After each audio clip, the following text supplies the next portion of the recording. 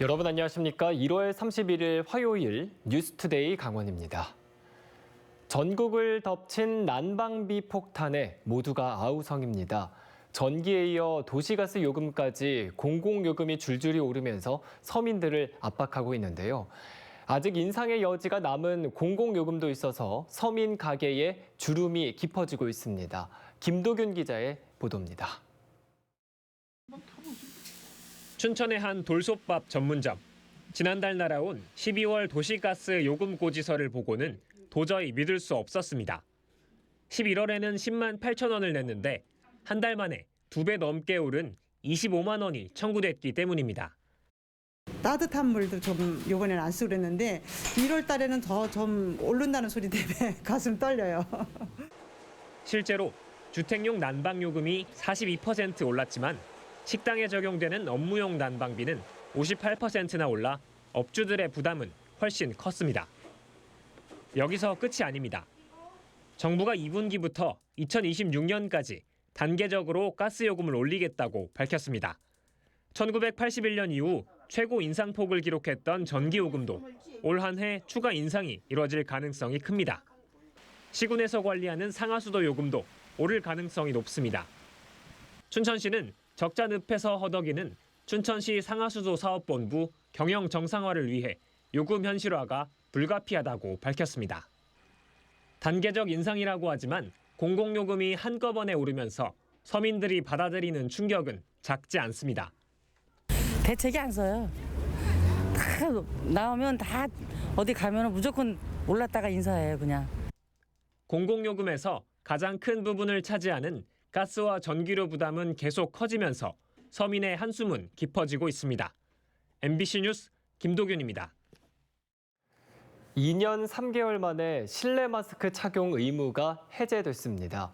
그래도 여전히 마스크를 써야 하는 곳도 있어서 헷갈린다는 시민들도 많았는데요. 강원도민들의 표정은 어땠을까요? 이승현 기자가 만나봤습니다. 실내 마스크 착용 의무가 풀린 첫날, 역 승강장입니다. 마스크를 안 써도 되는 곳입니다. 하지만 열차를 기다리는 시민 19은 여전히 마스크를 쓰고 있습니다. 이유를 묻자 아직은 불안하다고 말합니다. 불안해갖고 아직은 마스크를 벗으면 안 된다고 제 생각하고 있어요. 그리고 저는 아직 지병이 있어갖고 좀. 승강장에서는 이렇게 마스크를 벗고 있더라도 탑승할 때는 다시 써야 합니다. 다른 실내도 가봤습니다.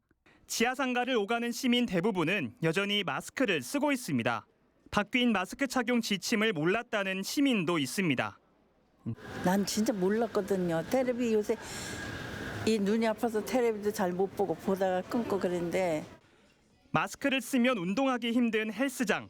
마스크를 벗는 것이 아직은 낯설어서인지 벗고 운동하는 사람이 오히려 적은 편입니다.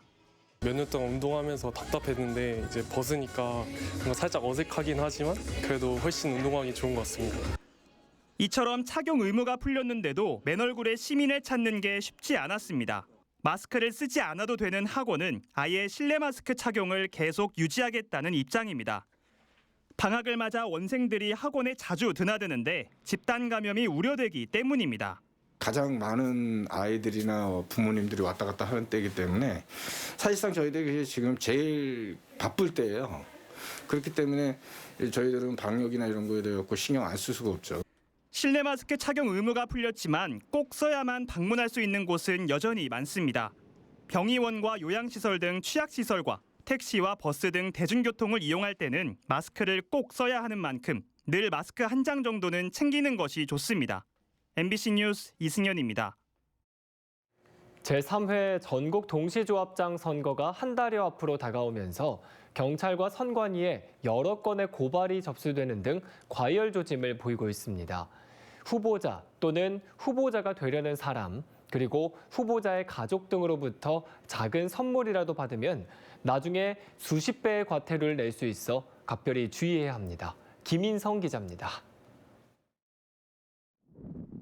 최근 강릉의 한 시민단체가 농협조합장 출마 예정자를 선거법 위반 혐의로 선거관리위원회에 고발했습니다. 다수의 조합원이 포함된 마을 주민들이 관광할 때 비용을 제공했다는 이유였습니다. 경찰과 선거관리위원회가 지난주부터 주말과 휴일 없이 조사를 벌이고 있어 마을이 술렁이고 있습니다. 조선은 제가 알기로 노인 회장들이 한 2명 받았죠. 다 맞는지 좀 확인하러 왔는데 좀 연사무소에 있어요. 이건 연사무소 와서 경찰들이 조사해. 분명하죠. 지금 좀 민심이 아예 안 좋죠. 강릉의 또 다른 지역에선 조합장 출마 예정자로부터 식사 대접을 받은 주민이 스스로 신고를 해 경찰이 수사에 착수했습니다. 경찰관 2명이 해당 식당을 찾아 CCTV를 확보했고 현재 주변인들을 상대로 조사를 벌이고 있는 것으로 알려졌습니다. 그런 제보가 왔었다고 그러면 제보가 CCTV 이거 보시고 뭐 경찰관 몇 명 와가지고 날짜를 그분들이 아시더라고요. 또 날짜에 들어가서 이제 그 시간대는 저녁 시간이라든가 다 알고 오셨는지.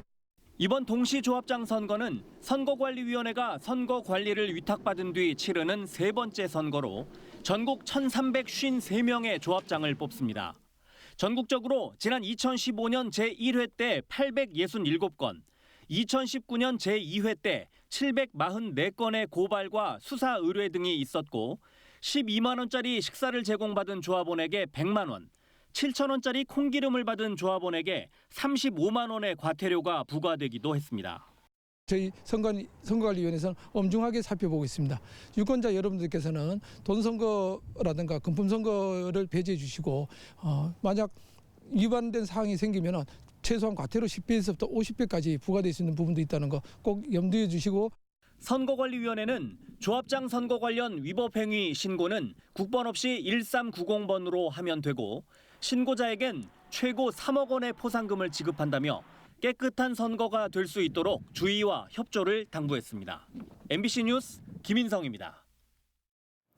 강원 지역의 주택 가격은 타 지역보다 늦게 떨어지기 시작한 데다 가격 하락폭도 비교적 낮은 수준을 보이고 있는데요. 한국은행 강원본부는 앞으로의 가격 하락폭도 그리 크지 않을 것으로 전망했습니다. 김진아 기자입니다. 강원 지역 주택 가격은 30개월간 상승세를 이어가다 지난해 9월부터 가파르게 하락하고 있습니다. 하지만 경기도를 제외한 7개 도지역이 지난해 평균 1% 떨어질 때도 강원도는 오히려 0.5% 오르는 등 하락기 진입 시점은 전국에서 가장 늦었습니다. 가격이 가장 비쌌을 때보다 떨어진 고점 대비 하락률도 0.9%로 전국 도지역 가운데 가장 작았습니다. 지역별로는 춘천이 2.7%, 원주 2.1% 하락해 지난 2021년 9월 수준으로 내려간 반면 영동 지역은 평균 0.2% 하락에 그쳐 지역별 편차가 컸습니다. 한국은행 강원본부는 고금리의 수도권 규제 해제에 따른 투자 유입 감소로 가격 하락세는 지속되겠지만 도내 주택 공급 물량이 예년보다 많지 않아 하락폭은 제한적일 것으로 전망했습니다. 주택 공급의 선행 지표인 주택건설 인허가와 착공 실적이 지난해 각각 15,000세대에서 16,000세대로 최근 5년치 평균을 밑돌았고 작년 하반기 원주의 분양 물량이 집중되긴 했지만 강원 전체로 보면 올해 아파트 입주와 분양 예정 물량은 각각 7,000여 세대로 5년치 평균보다 적다는 겁니다. 건설자재 비용 상승과 건설사 자금 경색 등으로 예정된 공급 물량에 차질이 발생할 가능성도 높다고 보고 있습니다. 주택 가격 하락을 고려한 공급 일정 재조정이 발생하면서 공급량이 축소되고 주택 가격 하락 압력이 낮아질 가능성도 상존하는 것으로 보고 있습니다. 한국은행은 1년 후 주택 가격에 대한 가계 전망을 보여주는 강원 주택 가격 전망 CSI가 지난달 63으로 역대 최저치를 기록한 가운데 전국적으로 역전세 등으로 인한 전세 보증금 미반환 사고가 늘고 있다며 세입자들의 주의를 당부했습니다. MBC 뉴스 김진아입니다. 강원도 관광재단은 KT의 통신 빅데이터를 활용해 강원 관광 동향을 분석한 결과 지난해 강원도를 찾은 관광객이 1억 5,345만 명이라고 밝혔습니다. 이는 2021년보다 17.8% 증가한 수치로 증가율로만 봤을 때 전국에서 가장 높았습니다. 특히 2019년 방문객인 1억 4천만 명을 넘어서며 코로나19 이전 수준으로 회복된 것으로 분석됐습니다. 정의당 강원도당이 강원특별자치도 특별법 2차 법률 개정안이 강원도를 심각한 난개발 위험에 빠뜨릴 수 있다고 지적했습니다. 정의당은 환경부와 산림청의 핵심 권한이 도지사에게 이양되면 도지사가 환경 영향 평가를 무력화시킬 수 있어 생태 자연도 1등급 권역까지 개발 계획에 포함될 수 있다고 주장했습니다. 또 도지사의 권한이 커진 만큼 감시와 통제할 수 있는 민주주의 시스템이 필요하다고 덧붙였습니다.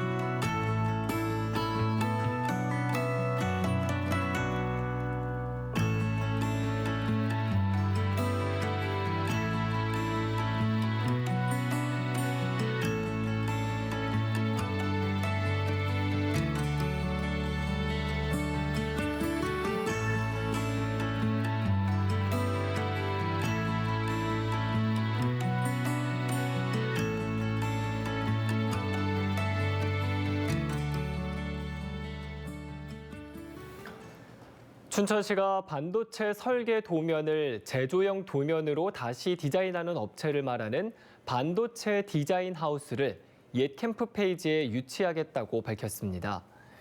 춘천시는 강원대, 한림대와 협력해 반도체 전문 인력을 육성하고 바이오, IT 사업과도 연계하는 특화 전략을 수립하겠다는 계획입니다. 춘천시는 반도체 디자인 하우스는 오폐수 문제와 관련이 없고 강원특별자치도 특례를 반영해 과학기술단지 지정도 가능하다고 밝혔습니다. 올해 강원도 기능경기대회에 참가하는 직업계고 학생 수가 5년 만에 200명을 넘었습니다.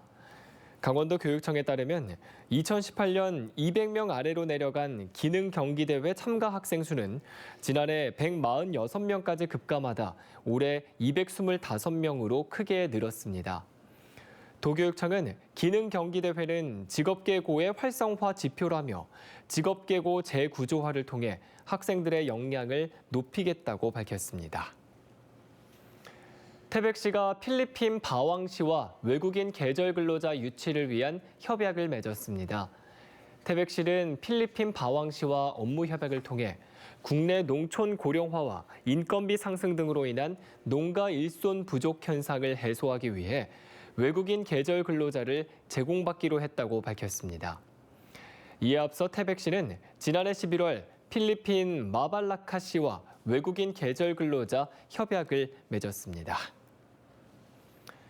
원주시청 내 민원인들의 주차 공간이 부족하다는 지적에 따라 원주시가 민원인 전용 주차장 239면을 지정해 운영합니다. 민원인 전용 주차장은 차량 번호 인식 시스템이 갖춰져 등록된 직원 차량은 입차가 불가능하고 출차는 민원 업무 담당 공무원의 출차 확인을 받은 후에야 가능합니다. 다음 달 1일 내일부터 운영이 시작되고 운영 시간은 오전 8시부터 오후 7시까지입니다. 강원도 농업기술원은 강원도 치유농업을 체계적으로 육성하기 위해 강원도 치유농업 자문단을 운영합니다. 강원도 치유농업 자문단은 농업, 복지, 교육, 의료 등 분야별 치유농업 전문가 7명으로 구성됐으며 2년 동안 강원 치유농업 육성 방향 검토와 자문 역할을 수행합니다. 강원도는 전문가들의 다양한 의견을 듣고 강원형 치유농업 모델을 만들어 치유농업을 확산시킬 방침입니다. 강원도와 강원도 일자리재단은 경증장애인 인턴 지원 사업에 참여할 50인 이상 사업체와 50세 미만 경증장애인을 모집하고 있습니다. 장애인 인턴 지원 사업은 경증장애인 인턴을 고용하는 사업체에 인턴 지원금과 정규직 전환 지원금을 석 달 동안 1인당 최대 435만 원까지 지원합니다. 강원도 상시근로자 50인 이상 규모의 사업체가 참여할 수 있으며 참여 대상 인턴은 18세에서 49세의 경증 장애인입니다. 정선군 신동읍의 폐광지역 대체산업인 목재 펠릿 생산단지가 내년에 착공됩니다.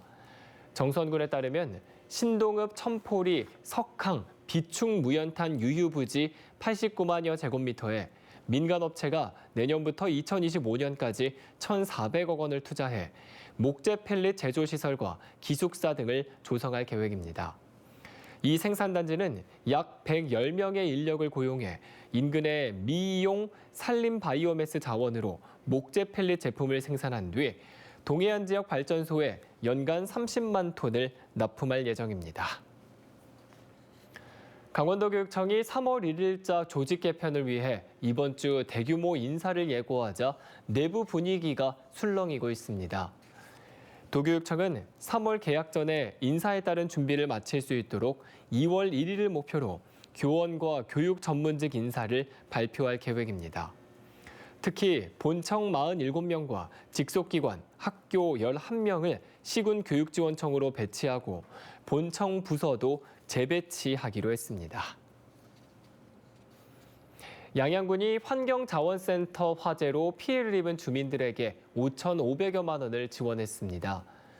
지원금은 양양읍 화일리 마을회에 지급돼 주민들의 공기질 개선을 위한 공기청정기 구입비로 쓰일 예정입니다. 이상으로 뉴스투데이 강원을 마칩니다. 고맙습니다.